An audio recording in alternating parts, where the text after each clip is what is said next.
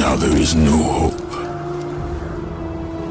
And Kratos cast himself from the highest mountain in all of Greece.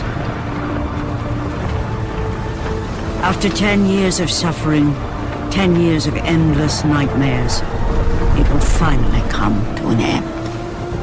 Death would be his escape from madness.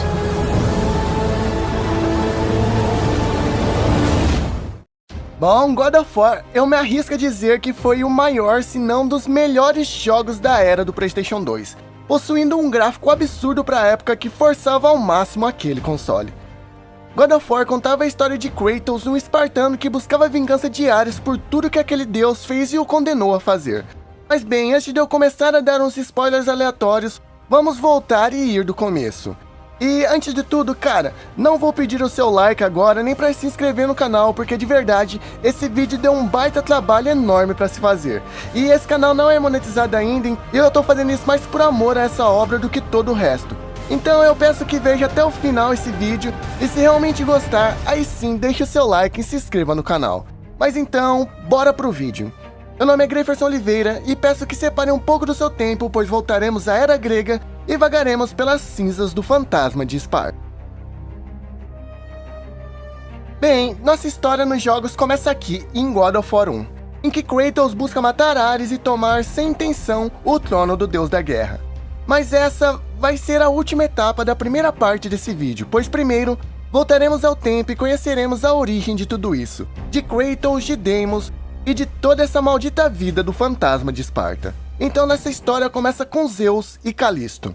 A primeira coisa que você precisa entender é que Zeus nunca foi um marido fiel à sua esposa Hera, tendo diversos filhos fora do seu casamento. E desse vai e vem de traições, diversos deuses e semideuses surgiram, como o próprio Hércules que surge em God of War 3.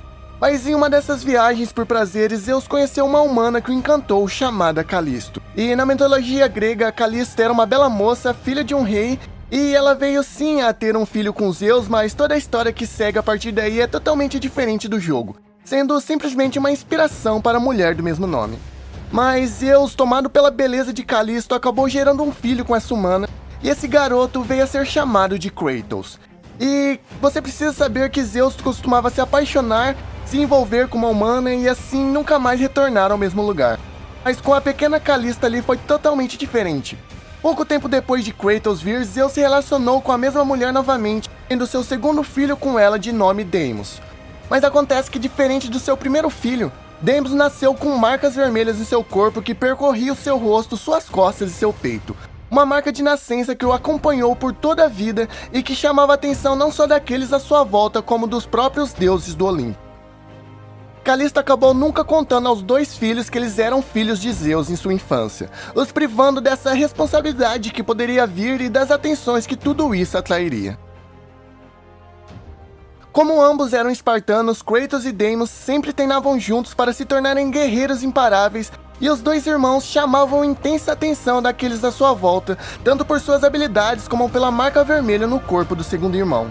Desde pequenos, eles exalavam a fúria espartana em cada impacto de suas espadas, e havia uma rivalidade pacífica ali entre os dois irmãos, que mostravam a vontade de lutarem e de serem melhores do que eram antes.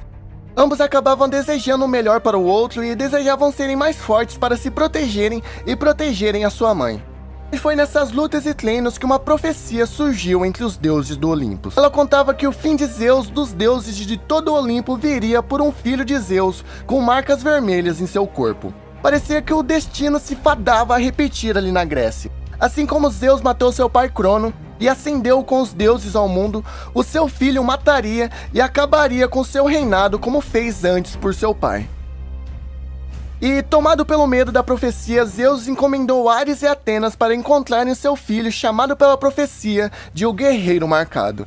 E Zeus sabia muito bem quem era esse filho. Os dois deuses encarregados da tarefa acabam partindo, então, em busca dos dois irmãos para raptar o filho que carregava aquelas marcas e evitar aquela tão fadosa profecia. E, obviamente, comparado deuses e meras crianças, a sua missão foi, sem sombras de dúvidas, até que fácil. Ares acabou cercando uma aldeia espartana, interrompendo Kratos e Deimos que treinavam no momento. Enquanto Atenas se preparava para sequestrar Deimos, Kratos tentava parar Ares, que acabou sendo uma luta entre um deus contra uma mera criança. Kratos não temia a morte e, quem dirá, os próprios deuses. Ele estava ali disposto a arriscar sua própria vida para impedir o propósito daqueles seres.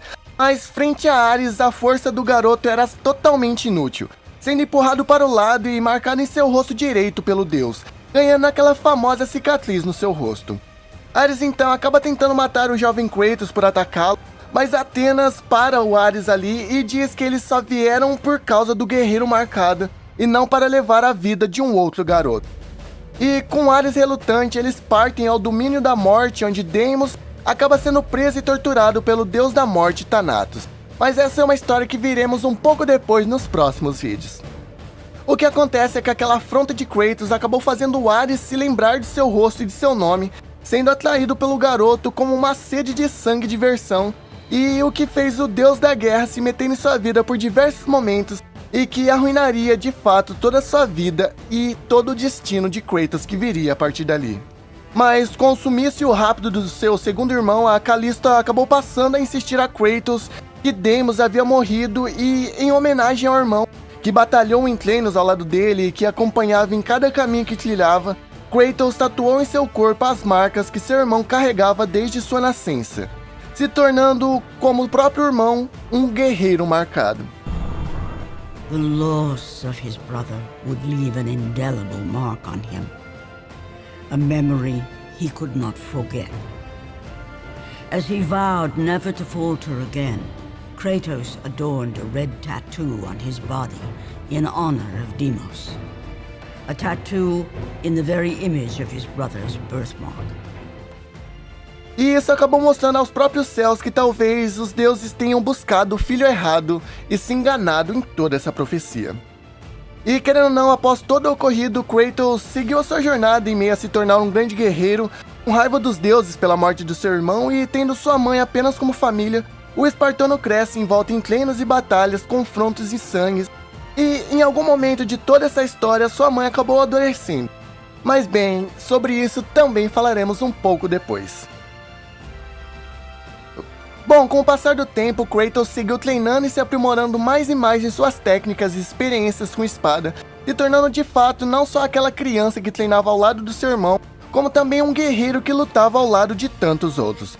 Mas é claro que nem só de guerras vive um homem. E Kratos, por mais focado que fosse em guerras e lutas, se apaixonou por uma garota chamada Lissandra, com quem veio a ter uma filha dando um nome bem semelhante à de sua mãe Calliope. Ao nascer, Kratos acabou notando que sua filha vinha adoecendo e definhando pouco a pouco. E sendo de Esparta, todas as crianças incapazes de lutar ou de desempenhar o seu papel na sociedade, seja por doença ou deficiência, eram sacrificadas e consideradas fracas. Elas eram lançadas no abismo do Monte Taygetos para que não utilizassem de bens materiais em sua vida em vão. E sabendo desse destino, Kratos, temendo pela morte de sua filha e sem poder fazer nada para impedir isso caso a doença insistisse em continuar nela, acaba partindo em busca da ambrósia de Asclepios, um elixir, uma fruta que, segundo as lendas gregas, poderia curar qualquer ferimento ou doença, contanto que a pessoa ainda estivesse viva. Mas o que Kratos não sabia é que os próprios deuses estavam observando a sua jornada e cada um deles possuía seus campeões, um humano em busca dessa ambrósia. Era como uma aposta degenerada para descobrir quem conquistaria primeiro o objetivo dessa caminhada. E como prêmio, estátuas e templos seriam erguidos ao deus do campeão que se tornasse vitorioso. Os humanos, querendo ou não, para os deuses sempre foram nada mais do que peões. Peões e um tabuleiro feito para os divertir e entreter. Mas para que seus campeões tivessem uma ambição pela ambrósia, algo que os faria arriscar suas vidas, antes de toda essa jornada começar, cada deus assolou um desastre em alguém próximo ao seu campeão, para que eles partissem nessa jornada sangrenta em busca de uma salvação. Poseidon, o deus dos mares, trouxe varíola a uma vila toda. Hades, o deus do submundo, trouxe a doença para um pai. E Ares, o deus da guerra, trouxe a peste para a filha de Kratos. E sem outra opção, em busca da ambrósia, Kratos acaba se topando não só com seres mitológicos, mas como os próprios humanos que buscavam a mesma coisa que ele. E nenhum deles seria capaz de parar, pois havia a vida de alguém que amava em jogo. E os deuses, sem poder se conformar apenas em observar, acabavam vez ou outra interferindo nesse jogo, dificultando mais e mais a caminhada dos campeões de outros deuses. Kratos acaba lutando não só pela vida de sua filha, mas como a sua própria, enfrentando uma jornada incansável até restar somente 2 campeões, Kratos e Auric, o Bárbaro, um personagem que retornaria para condenar Kratos em uma batalha futura. Kratos por fim acaba conquistando a Ambrósia, mas acaba sendo roubada pelo Bárbaro, que foge do espartano em cima de um pássaro gigante até ele ser alcançado no ar, e ambos lutam ali mesmo no céu. Sendo depois disso derrubados no solo, Kratos sai vitorioso, recuperando a Ambrósia de seu inimigo. Com o seu objetivo em mãos, Kratos parte novamente para Esparta, percebendo que o seu tempo estava acabando e sua filha prestes a morrer. Ele então dá a ela a Ambrósia e ela acaba se recuperando da sua doença.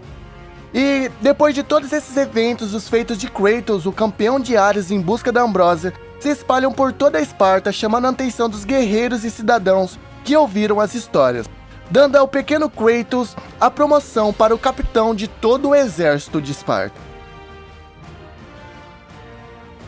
Após todos os infortúnios com sua família, Kratos começa a ser mais e mais reconhecido como um grande guerreiro. O espartano não demonstrava misericórdia em suas batalhas, sendo aclamado pelos seus superiores e temido por cada um de seus inimigos. Mas, como todo soldado, Kratos não venceu todas as batalhas que disputou somente com sua força. Ele era feroz e sempre criava o seu exército através de vitórias, até que ele encontra com uma horda invasora de bárbaros em seu confronto. O espartano acaba sendo oprimido pelo grande número de inimigos e nessa batalha se viu prestes a ser morto pelo rei bárbaro Auric, o mesmo homem que quase lhe roubara a Ambrósia em sua jornada para salvar a sua filha. O bárbaro, assim como Kratos, era sanguinário e parecia o ter em suas mãos naquele momento. Vendo a sua morte diante de seus olhos em um momento de desespero, Kratos clama por Ares e promete ao deus da guerra sua própria vida de servidão em troca do poder para acabar com seus inimigos. Ares! Destroy my enemies, and my life is yours. Atendendo ao pedido do espartano, Ares, o deus da guerra, desce do Olimpo e entrega ao guerreiro as lâminas do caos. Um par de lâminas que são presas em seu braço com correntes que o queima e se sela em seu corpo, eram forjadas no fundo do Tártaro e se tornam um lembrete de seu juramento ao deus. Mas o motivo do deus da guerra atender aos pedidos de Kratos não era apenas pela sua bravura ou por sua sede no meio da guerra. Havia algo a mais em tudo isso, e para que você consiga entender os interesses de Ares em Kratos, precisamos voltar um pouquinho mais no passado. Muito tempo atrás, de uma guerra entre grandes divindades conhecidas como primordiais, a loucura e a raiva da guerra ganharam forma e se personificaram. Elas se tornaram as 3 guardiões da honra, as Fúrias. Criaturas encarregadas de penalizar qualquer um que quebrasse um juramento com um deus. A primeira vítima das Fúrias foi um homem que havia quebrado um juramento de sangue a Zeus, Briareu, o Hecatônquiro. As Fúrias fizeram a sua missão para tentar cumprir essa regra, mas elas acreditavam que a morte era muito pouco para alguém que tinha quebrado um juramento a um deus. Elas transformaram o corpo de Briareu em uma prisão de pedra para aprisionar todos que ousassem seguir os seus exemplos no futuro e quebrassem novamente uma promessa feita a um deus. Muito tempo depois desse ocorrido, as Fúrias fizeram um acordo com o deus da guerra Ares, formando um complô para tomar o Olimpo para eles e derrubarem Zeus. Porém, acabaram descobrindo que precisavam de algo a mais. Um deus não poderia atacar outro deus pelas regras do Olimpo. Então eles precisavam de um guerreiro. Um guerreiro perfeito e imparável para ajudá-los em seu ataque contra os deuses. A rainha das Fúrias, Alecto, em busca desse guerreiro, acabou tendo um filho com Ares na esperança de criar esse ser. Mas, para o deus, o seu filho gerado dessa relação, Orcus, não estava de acordo com os padrões exigidos pelo deus. Acabou sendo rejeitado desse propósito. Mas a rainha e as outras Fúrias viram valor em Orcus e fizeram dele o guardião da Jura, aquele que manteria a promessa em seu próprio corpo. O que você precisa entender agora é que eles ainda precisavam de um guerreiro. E, no campo de batalha, frente à morte, um espartano surgiu nos olhos de Ares. Ele pediu ao deus da guerra por aquilo que o próprio deus estava procurando.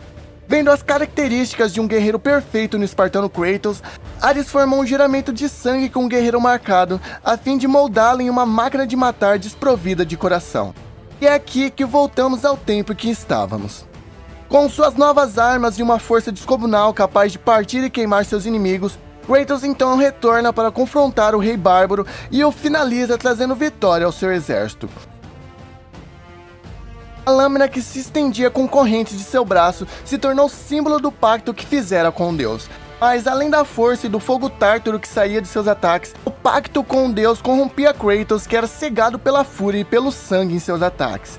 Kratos era um soldado admirado por seus iguais, colocado em um pedestal pelos seus feitos em batalha, mas a sua brutalidade depois daquilo, a sua violência e sangue que derramava em nome do Deus, começou a fazer com que o espartano fosse temido não só por seus inimigos, como também por seus aliados. O guerreiro invencível se tornou o louco sanguinário que atacava e matava, agora não só os seus inimigos, mas também inocentes, por ordem do deus da guerra.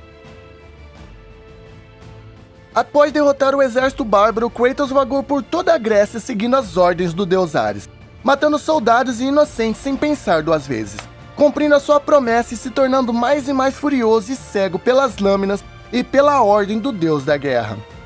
Com Kratos ao seu lado, Ares buscava criar um guerreiro invencível, o campeão dos deuses, o humano mais forte e leal.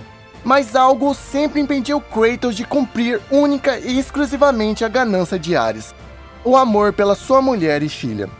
E foi com isso que Ares deu uma de suas últimas ordens ao espartano. Enquanto seguia a ordem, Kratos liderou um ataque a uma vila ocupada por adoradores de Atenas. Ares enganou Kratos colocando a sua filha e mulher no templo do lugar e ordenou que o espartano a invadisse e eliminasse todos que estivessem lá dentro. Ao passar pelas portas do lugar, o espartano é avisado pelo oráculo do templo que iria se arrepender amargamente se fizesse o que estava prestes a fazer. Contudo, ele acaba ignorando o alerta e invade e elimina cada pessoa ali dentro. Tomado pela fúria e cego pelas ordens e sedento por sangue, Kratos não reconhece sua própria família no templo, e Lissandra e Calliope, infelizmente, perecem ali naquele lugar. O deus da guerra acreditava que, fazendo isso, o espartano se tornaria um guerreiro perfeito, tomado pelo ódio, e Ares acreditava que esse Kratos seguiria sua ordem como uma marionete sem vida. Tanto é que podemos ver no jogo Ares aparecendo após ele matar a sua família e falando que tudo isso foi planejado pelo próprio deus, achando que Kratos se irritaria e acabaria seguindo o deus com medo de quebrar esse juramento. E com sua filha e esposas caídas na frente dele, Kratos cai em lágrimas e o ódio toma conta de seus olhos, percebendo que foi traído e enganado pelo deus que escolheu servir. E sem sua família, enfurecido e entristecido pelo que fez, se tornou incapaz de perdoar a si mesmo por seu crime e jurou nunca mais servir ao deus da guerra, Ares. E isso acaba fazendo com que ele quebre o seu juramento feito ao deus de segui-lo por toda a sua vida. Após todo o fogo e sangue, o oráculo do templo de Atenas se aproxima novamente de Kratos e o amaldiçoa a carregar por toda a sua vida as cinzas de sua filha e esposa em sua pele.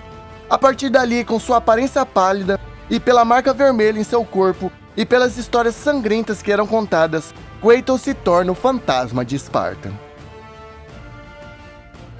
Mas mesmo com toda a sua dor e luto, um pacto quebrado feito com Deus deve ser pago de alguma forma. E para cumprir isso, as fúrias são enviadas para selar o destino do humano que a quebrou. Ares, irritado com a decisão de Kratos de não seguir, ordena que as fúrias o capturem por sua traição para que, de alguma forma, manipulassem Kratos para o seu lado. As três criaturas partem então em busca dele para cumprir o seu destino e, para capturar o espartano, tentam enfraquecer a sua mente, lançando ilusões de sua família para torturá-lo. Mas durante tudo isso, Orcus, o filho de uma das fúrias, acaba vendo o juramento entre Kratos e Ares como uma injustiça.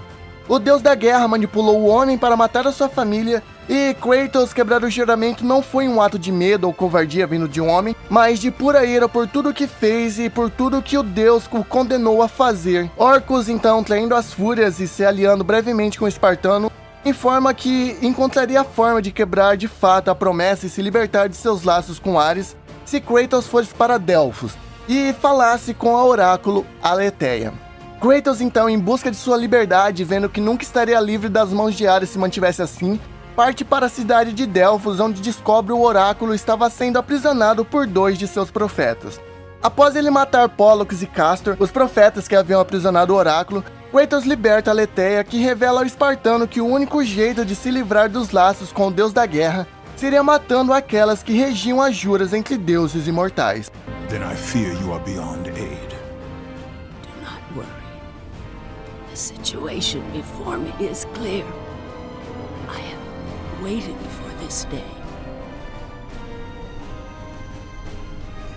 Your thoughts are clouded and your mind conflicted, warrior. I can feel it. You seek the truth? Yes. So be it. But remember, the truth always comes with a price.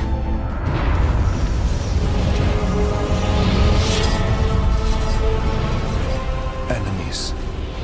Innocent. Kin.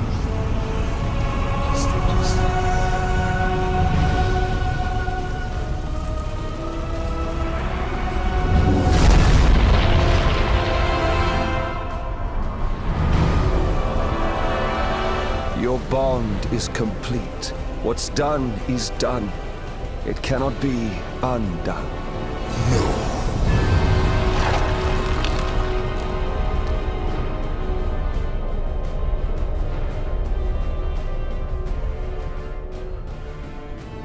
The Furies infect your mind because you run from your oath to Ares.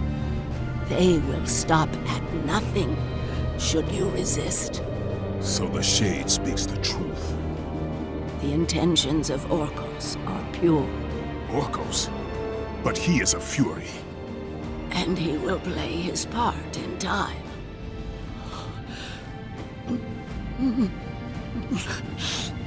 My time grows short. To be free of the madness that infects you, you must defeat those who hold your bond with the God of War.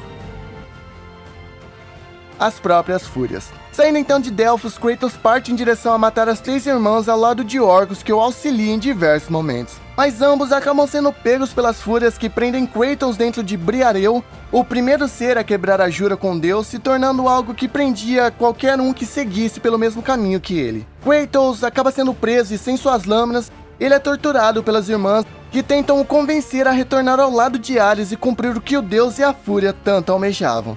Teimoso como ele acaba se recusando a ceder e, em um determinado momento, Megera, uma das Fúrias que guardava rancor de Kratos por cortar o seu braço em uma luta anterior, ataca o espartano, mas acaba quebrando uma das correntes que o prendia, dando oportunidade a Kratos de revidar a ela. Kratos então se vira contra Megera, que se enfurece e usa as proles parasitas dela para possuir e ressuscitar a prisão de Rochas Briareu. Mas com o espartano já liberto, cuidar de uma única fúria era algo fácil para Kratos, que foge dos ataques de Briareu, que acaba matando, e então ele se vira para Megera, que a mata também.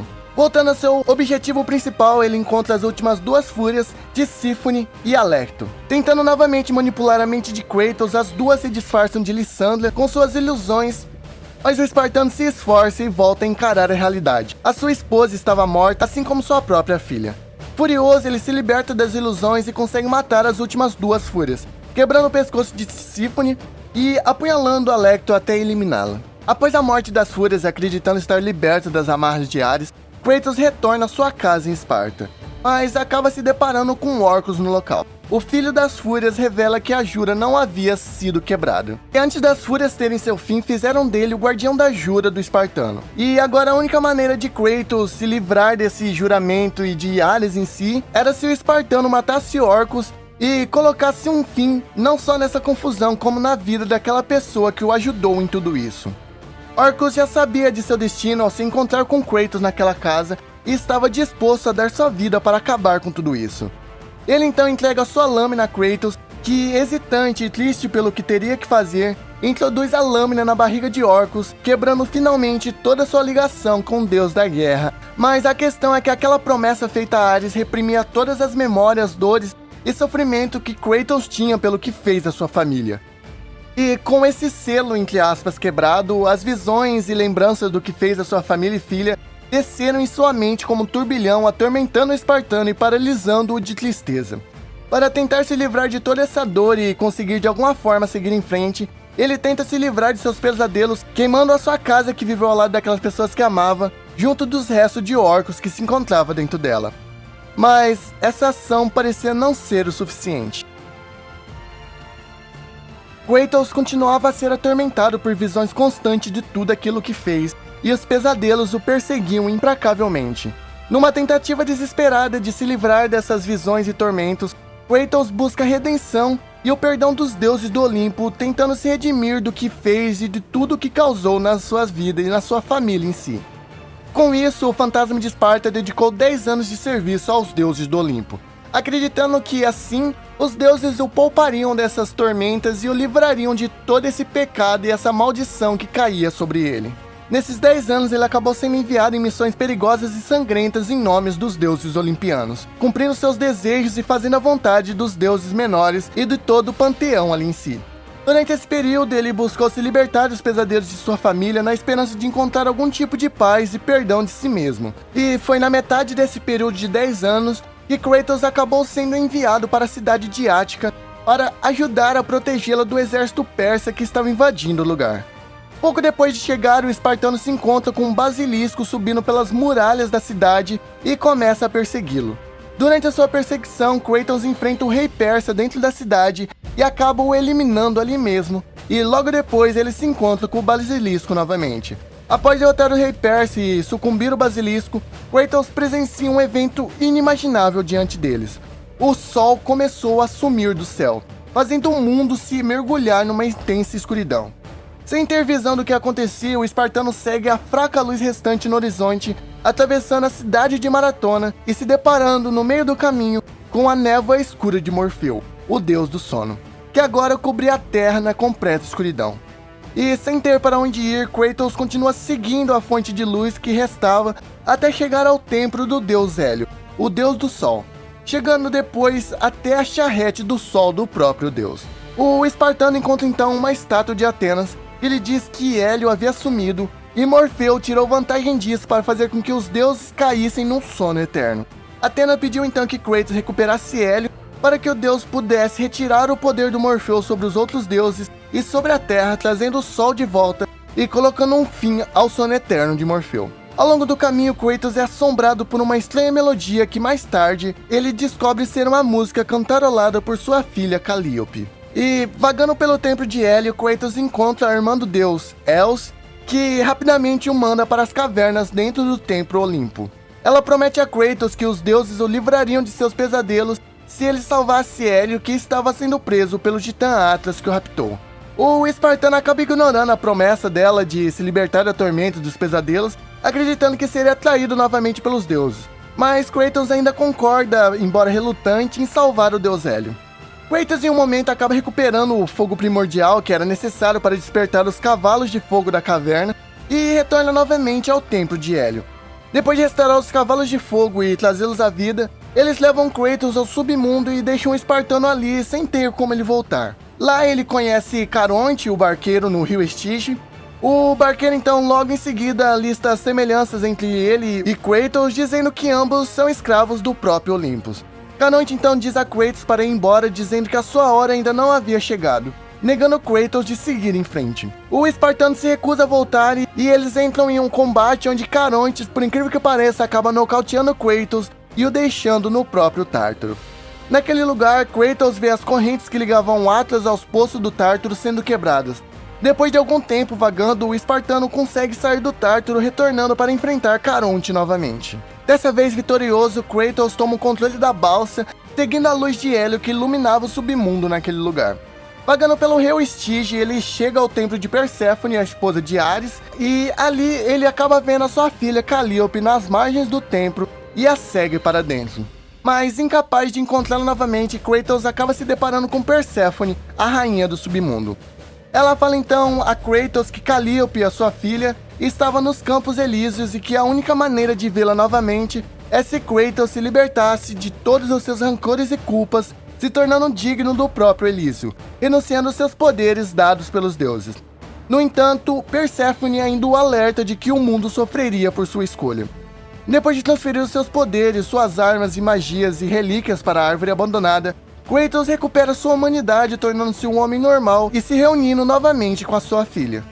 E logo após isso, Perséfone aparece novamente para debochar de Kratos, e zombar de sua escolha acaba por revelar seus verdadeiros planos em fazer o espartano tomar aquela própria decisão. Perséfone diz que foi ela mesma que liberou Atlas, pois foi traída pelos Zeus e abandonada pelos deuses, destinada a passar o resto de sua vida naquele lugar ao lado de Hades. Enquanto Kratos permaneceu no Elísio, o Titã Atlas estava seguindo lentamente o plano de Perséfone para destruir o Pilar do Mundo e com ele, o Olimpo e todo o resto cairia também. Perséfone planejava matar todos, incluindo ela mesma, para se libertar das amarras de Hades.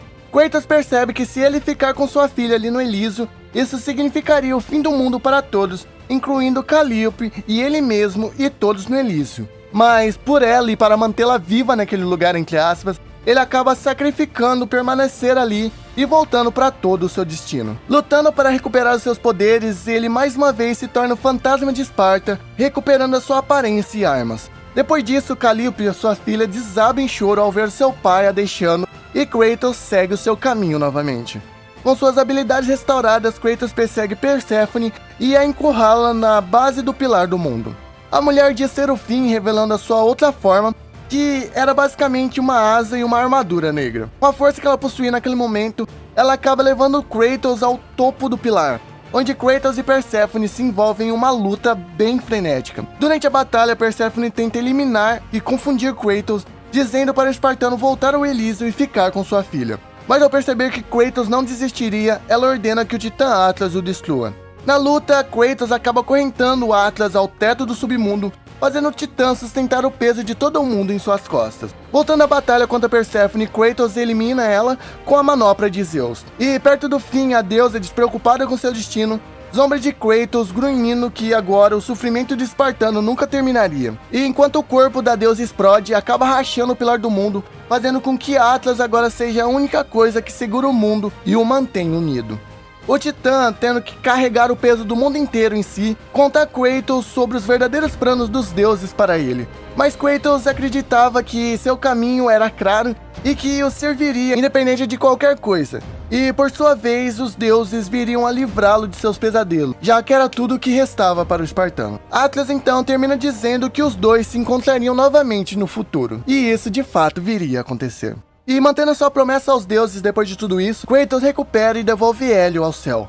Mas o espartano fica sabendo de que seus pecados o consumiram e ele nunca seria puro o suficiente para ver a sua filha no Elísio novamente. E enfraquecido por causa da batalha, Kratos cai da carruagem do sol inconsciente, mas é repentinamente parado antes de cair no chão, sendo colocado nas falésias onde mais tarde pularia no God of War original. Vendo o espartano caído, Atena e Hélio se aproximam dele e, ao louvá-lo por seu trabalho, retiram dele o escudo do sol e a manopla de Zeus.